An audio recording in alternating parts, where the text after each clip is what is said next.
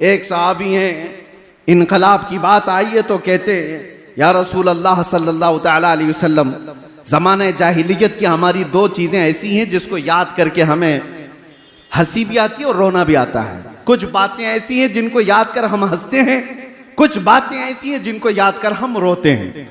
उस सहाबी ने जब ये कहा, मेरे आका सल्लल्लाहु तआला अलैहि वसल्लम पूछते हैं कौन सी बातें हैं जिस पर तुम रोते हो और जिस पर तुम हंसते हो? वो सहाबी कहते हैं हंसने की बात तो ये है कि हमें अक्ल और शऊर नहीं, हमको किसने पैदा किया और हमारा राज़िक कौन है, हमारा खालिक कौन है, इसका शऊर नहीं था। तो हमने अफवाहों पर यकीन करते हुए अपने अपने खुदा बना लिए थे। आटे के खुदा बनाते थे और आटे का खुदा बनाकर सफ़र में भी लेकर के चलते थे। तवज्जो चाहता हूँ। और वो साहबी कहते हैं जब रास्ते में कभी खाना ख़त्म हो जाता तो हमारे खुदा का कभी हाथ तोड़ के खा लेते थे। आटे का तो था, खाने की चीज़ थी। कभी पैर तोड़ के खाते और ज़्यादा भूख लगे तो गर्दन भी तोड़ के खा लेते थे। वो खुदाओं के साथ ये हश्र करते थे। वो साहबी कहते हैं आज जब हमें ये बात याद आती है तो हंसी आती है कि हम जिसकी इबादत करते हैं उसी को तोड़ के खाते भी थे। और दूसरी बात वो साहबी कहते हैं या रसूल अल्लाह सल्लल्लाहु अलैहि वसल्लम, वो बातें जो याद करके हमें रोना आता है। वो कहते हैं मेरे खुद की 5 बेटियां पैदा हुई हैं और हर बेटी को मैंने कब्र खोद करके दफन कर दिया। आखिरी बेटी बड़ी हो गई थी। मेरे सफ़र में जाने के वक्त, मैं तिजारत के सफ़र पर था, मेरी बीवी ने बताया नहीं और बेटी पैदा हो गई। माँ कैसे मारे? 4 बेटियों को तो मैं पैदा होते ही गर्दन मरोड़ कर ख़त्म कर चुका था। 5वीं थोड़ी बड़ी हो चुकी थी मेरे आने के बाद। फिर जब मुझे पता चला 5वीं भी बेटी है तो अब तो वो पहचानने लग गई थी। लेकिन मेरा दिल इतना सख्त था कि मैं उस पहचानने वाली और मुझे बाप कहकर पुकारने वाली बेटी को भी घसीटता हुआ ले गया और उसकी चीखों को नहीं सुना। कब्र खोदा और उसको जिंदा मैंने दफन कर दिया। उसकी चीखें मेरे कान को आज भी अंदर गूंजती हुई नजर आती हैं। रसूल पाक सल्लल्लाहु तआला अलैहि वसल्लम के पास वो आकर कहते हैं जब जमाने जाहिलियत की यह बात हम याद करते हैं तो सेना कलेजा मुंह को आता है, दर्द होता है कि हमें अल्लाह ताला ने बेटियां दी थी तो हम ऐब समझते थे। किसी के घर में बेटी पैदा हो जाना यह ऐब था। या रसूल अल्लाह, आप जो तशरीफ लाए, आप जो तशरीफ लाए, मिंबर पर खड़े होकर मेरे मुस्तफा ने फरमाया जिसकी एक बेटी हो और वो उसे हुस्ने अदब देकर सही जगह शादी कर दे, मेरे आका फरमाते मैं उसका हाथ पकड़ करके जन्नत में ले जाऊंगा। दुनिया वालों आज भी सुनो, जो नाक भौं सकेड़ते हैं, आज भी बेटियों के पैदा होने पर आज भी अज़मत मुस्तफ़ा सल्लल्लाहु तआला अलैहि वसल्लम एक बार पढ़ो तो समझ में आ जाए। हम हिंदुस्तान में रहते हैं, आपको पता है यहां पर कानूनी जुर्म है किसी के भी हमल के अंदर कोई चीज डॉक्टर बता दे। 5 महीने 6 महीने का जब हमल हो जाता है तो डायग्नोस किया जाता है, सोनोग्राफी होती है, सीटी स्कैन होते हैं। डॉक्टर्स इतना तो मालूम कर लेते हैं कि पेट में बच्चा लड़का है कि लड़की है, लेकिन पूरे हिंदुस्तान में आप देख लें ये गैर कानूनी मालूम करना। क्यों? इसकी वजह क्या है?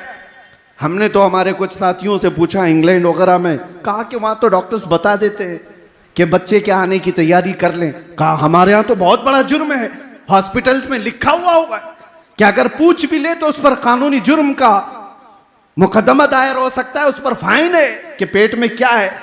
मैंने मालूम किया तो पता चला आज भी यहाँ पर हामिला औरतें जाकर डॉक्टर से पूछती हैं, अगर डॉक्टर ने बता दिया बेटी है तो वो हमल को गिराने की बात करती है।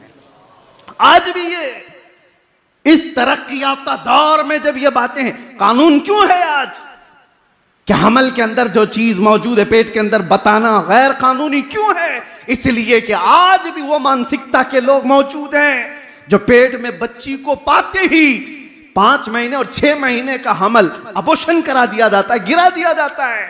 और आज से 1400 साल पहले इस नहुसत को मेरे आका ने कदमों से रौंद दिया था। और एक नहीं, आपको यह भी मैं बताऊं, रसूल करीम सल्लल्लाहु तआला अलैहि वसल्लम के लिए एक बड़े दानिश्वर ने क्या खूब कहा, हुजूर बेटों के भी बाप हैं, हुजूर बेटों के भी बाप हैं, लेकिन बेटियों के बाप रहना सुन्नत, बेटों का बाप होना सुन्नत। होना और रहने में फर्क है। हुजूर बेटों के बाप तो हुए लेकिन सारे 3 बेटे मेरे आका के पैदा हुए और बचपन में इंतकाल कर गए, लेकिन बेटियां 4 हुई और चारों जवान हुई और चारों जवान शादियां भी हुई। तो हुजूर की सुन्नत ये बताई गई, बेटियों का बाप रहना सुन्नत। मेरे आका सल्लल्लाहु तआला अलैहि वसल्लम ने दुनिया को यह मिजाज दिया जिसको तुम गला घोंट करके दफन कर दिया करते थे, ये हकीकत में बेटियां तुम्हारे लिए अजाब नहीं है। एक बार मेरे आका किसी जगह से गुजर रहे थे, एक सहाबी कहते हैं रात का वक्त था, एक घर पर बहुत तेज रोशनी आसमान से उतरती दिख रही थी। ये वो रोशनी है जो साहबे बसीरत देखते हो। आसमान से किसी खास घर पर ही नूर का उतरना, रोशनी का आना देखा जा रहा था। उस सहाबी ने कहा, या रसूल अल्लाह सल्लल्लाहु अलैहि वसल्लम, इस एक घर पर ये रोशनी का मंजर कैसा दिखता है? मेरे आका ने क्या फरमाया, जाओ उस घर वालों से मालूम करना, 2 में से कोई एक चीज होगी उस घर के अंदर, 2 में से एक चीज होगी, या तो किसी यतीम बच्चे की परवरिश हो रही होगी या आज ही उनके घर में बेटी की पैदाइश हुई होगी। साहबी कहते जाकर मालूम किए तो उनके घर में बेटी की विलादत हुई थी। ये रहमत आलम सल्लल्लाहु तआला अलैहि वसल्लम ने बताया। आज हिंदुस्तान में मैं फख्र के साथ कहता हूं, हम उस रसूल के शहदाई हैं जिसने औरतों को वो बुलंद मकाम दिया। 1400 साल के बाद भी तुम नाक रगड़ करके भी अपनी बहनों को उस मकाम तक नहीं पहुंचा सकते। आज के जमाने में फिर मैं कहता हूं, ये कुत्ते हैं जो औरतों की इज्जत की बात करते हैं। कोई अपनी बहन को आज इज्जत देने वाला नहीं। ये वो तरक्की याफ्ता दुनिया है जहां आज भी एप्स्टीन फाइल खोले जा रहे हैं। औरतों की इज्जत पर डाका डालने वाले अगर औरतों की इज्जत की बात करें तो ये शर्म की बात है। ये ऐसी शैतान है जो फजर की नमाज की बात कर रहे हैं। इनके मुंह से औरतों की इज्जत अच्छी नहीं लगती है ही नहीं। रियल में जो इज्जतें दी हैं मेरे आका ने दी हैं। और शादी भी मेरे आका ने फरमाई तो सबसे पहले 25 साल की उम्र में 40 साला बेवा खदीजतुल कुबरा से निकाह फरमाया। जब औरतों को बेवा होना भी एक अपशगुन कहलाया जाता। आज भी है, आज भी। हम तो बहुत बदल चुके, लेकिन यहां तो सती की रस्म भी थी। हिंदुस्तान में सती की रस्म भी हुआ करती थी। शोहर अगर मर जाए तो औरत को साथ में जला दिया जाता था, उसको जीने का हक नहीं था। थोड़ा अपग्रेड हुआ जमाना तो फिर यह कहा गया कि चलो उसको जलाया नहीं जाएगा, जंगलों में छोड़ दिया जाएगा। अब और अपग्रेड हुआ तो इतना कह दिया गया कि ठीक है, बनाओ संगार, सब निकाल दिया जाए, किसी एक खास जगह में उसको रख दिया जाए। विधवा को कहीं अच्छी महफिलों में आने ना दिया जाए। कोई भी महफिल में आएगी तो अपशगुन है, काम बुरे हो जाएंगे। ये दुनिया का तस्वुर था। औरत का बेवा होना क्या उसके हाथ में है? क्या वो अपने इख्तियार से बेवा बनी है? किसी का शौहर कभी भी मर सकता है, उसका उसमें क्या कसूर है? लेकिन जिंदगी भर वो ये ऐब सहती रहती थी। आज भी बहुत सारी जगहों पर उनको मुआशरे से अलग किया जाता है, मगर मेरे मुस्तफ़ा सल्लल्लाहु अलैहि वसल्लम ने एक नहीं 9 बीवियां ऐसी निकाह फरमाई जो बेवा थी या मुतल्लका थी। मेरे आका सल्लल्लाहु तआला अलैहि वसल्लम ने ये जो इज्जत अता फरमाई, औरतों की बात मैं कर रहा हूं, ये तो एक हिस्सा है। आज के दिन किस किस मैदान पर हम गुफ्तगू करें, कहां कहां इज्जतें दी गई। औरतों की इज्जत पर बात इसलिए कर रहा हूं कि आज जरूरत है। हमारा वो दीन नहीं जहां पर 12 साल की बच्ची को बलात्कार करने वाला भी हुकूमत के तख्त पर बैठ करके मजे ले रहा हो। वो दीन नहीं है। ये दीन तो ये मेरे आका सल्लल्लाहु तआला अलैहि वसल्लम ने फरमाया, नजरों को भी उठाओगे तो नजर का जिना है। और ये भी नहीं है कि मुसलमान औरतों की इज्जत है। इस्लाम हर एक बेटी की इज्जत को वैसे ही समझता है जैसे मुसलमान बेटी की इज्जत है। ऐसा नहीं है कि जिना का अजाब, जिना की जो सजा है सिर्फ मुसलमान लड़की से करने पर जिना की सजा है। किसी भी घर की बेटी के साथ अगर किसी ने ज्यादती की तो सजा वही है। वो चाहे हिंदू की बेटी हो, चाहे वो यहूदी की हो, चाहे ईसाई की बेटी हो। ये इस्लाम ही है जो सारी बेटियों को एक सम्मान देता।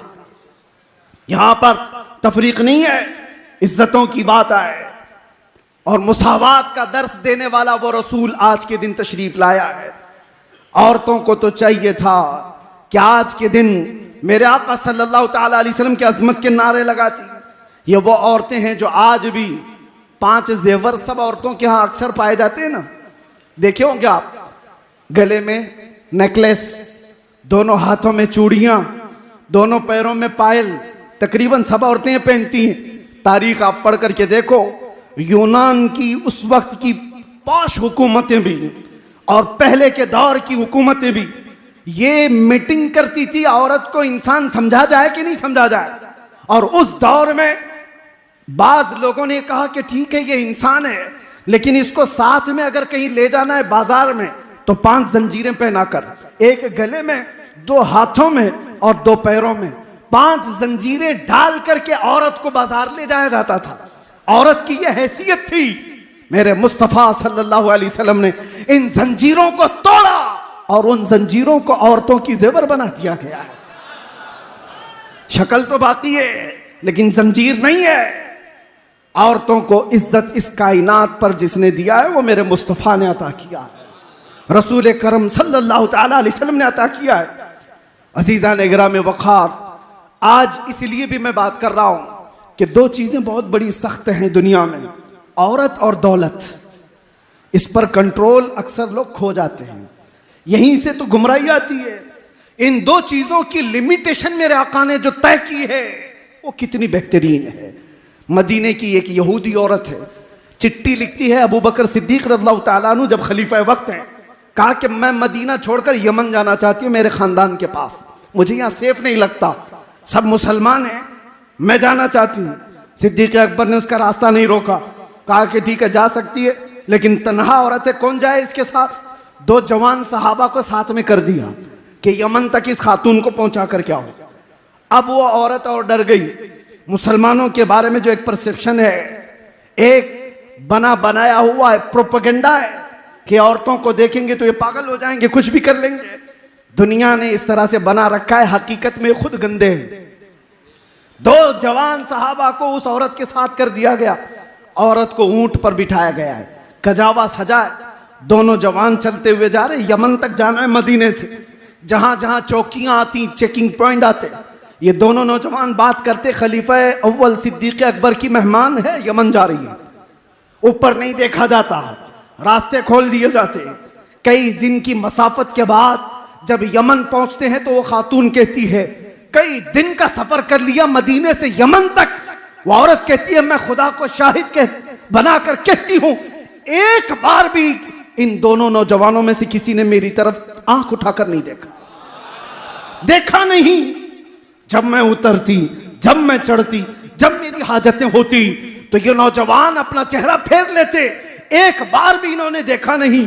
यमन पहुंच करके वो अपने खानदान को जमा करती है और कहती है मैं तो ये सोच रही थी मदीना अब सेफ नहीं है, मैं अपने खानदान के पास आ जाऊं, लेकिन ऐलान करती हूं ऐ मेरे खानदान वालों, मैं भी वापस मदीने जा रही हूं, तुम भी वापस मदीने आ जाओ। औरतों की इज्जत अगर कहीं महफूज है तो वो दामन मुस्तफा में महफूज है।